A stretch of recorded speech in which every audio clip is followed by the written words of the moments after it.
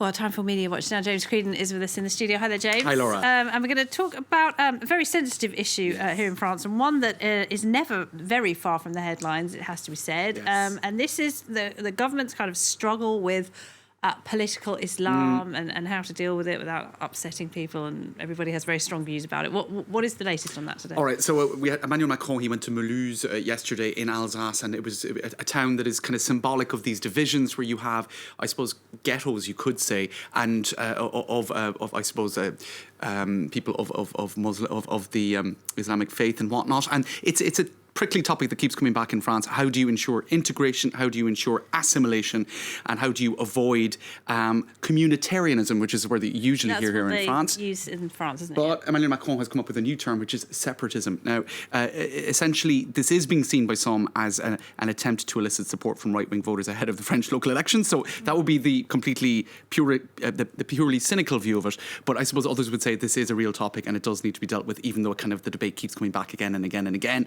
And for some Muslims speaking here outside the mosque in Créteil, a Paris suburb, they're not really convinced by what the president is trying to do here, talking about fighting against Islamist separatism. They are kind of thinking, look, this is kind of political ahead of elections. Bit and of whatnot. Muslim bashing to get over a far-right vote. That's right. But as some have been pointing out here, such as Christophe Barbier, he's an editorial writer for BFM, he said, look, this is an important change of language, fighting against communitarianism, which is a term that keeps coming back in France again and again and again, communautarisme, which is basically a kind of a way of saying ghettoisation. It's a word used by the far right quite a lot, isn't it? That's right. In other words, we're staying in our own community, we're not really connecting with the rest of France.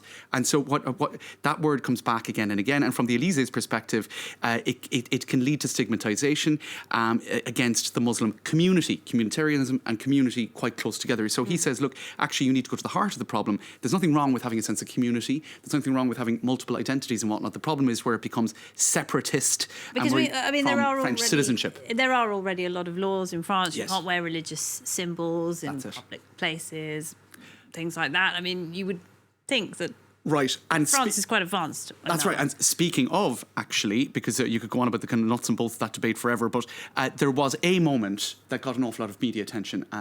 This is in Mulhouse, and a woman approached Emmanuel Macron while he was doing a walkabout, and she was wearing a kind of essentially the full Muslim veil. Her face is covered, her eyes are visible, and actually if she'd been wearing a surgical mask, like a lot of people are doing right now, you walk around Paris, everyone's wearing surgical masks, aren't they? So their faces are hidden. That is a debate. When that law came in 2010 saying you can't cover your face with the kind of the Muslim headscarf, people did make that point of like, well, there are other reasons why people might want to cover their face. It's not just for religious reasons. But from the point that law in 2010 states that for civic reasons you should be able to recognise people and see their face in public. And not even in a government office or something like that, or in the town hall, but in the street. Exactly. So that lady there is breaking the law, essentially. Well, yes, she could actually. The authorities could take her into custody and whatnot. You're not allowed to do that in public in France. But this was a moment where Emmanuel Macron said, here in France, political Islam has no place. So it was a way for him to sort of restate the kind of one of the central themes of this trip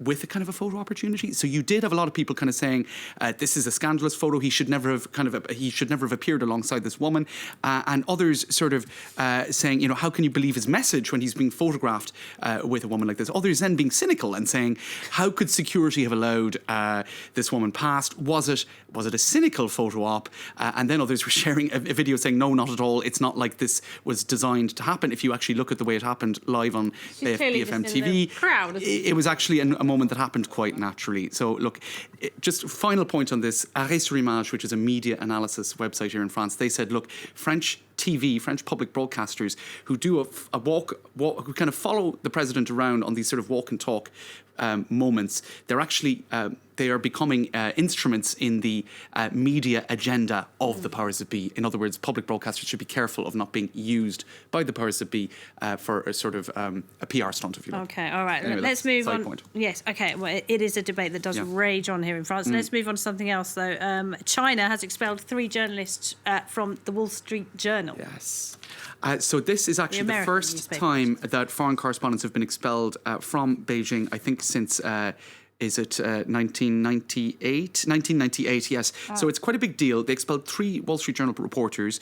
They revoked their credentials, and it's over a headline that appeared in Wall Street Journal's opinion pages, which said China is the real sick man of Asia. Now, Chinese officials demanded that the Wall Street Journal recognise the seriousness of the error and formally apologise, investigate and punish those responsible. So it was a complete overreaction, basically. These are the people who were expelled, 2 American nationals and 1 Australian, but working for the Wall Street Journal. One reporting a lot out of Wuhan, it must be said. And now, as the Financial Times says here, the decision comes, surprise, surprise, a day after the US designated 5 Chinese media outlets as propaganda agents. Probably not a coincidence that you had 3. And I think Mike Pompeo, the Secretary of State, has already criticised that move by Beijing. That's right. And the 5 media, and I suppose the thing is, it's not really comparable for the US to designate 5 Chinese media as propaganda outlets because, speaking quite bluntly, many of them are. And these 3 Wall Street Journal reporters, I would say, are doing a kind of legit journalism. Reporters Without Borders, the French NGO, said, by revoking the press credentials of these 3 reporters on the pretext of feeling insulted by the title of an article commenting on its management of the coronavirus, the Beijing regime shows again a blatant disrespect for press freedom. In their 2019, I suppose, what would you say, a hierarchy of press freedom, China came 177 out of 180. And basically, essentially, there isn't much of a free press going on in China these days. So, all right, James, thank you very much indeed. Thanks, James Creedon there.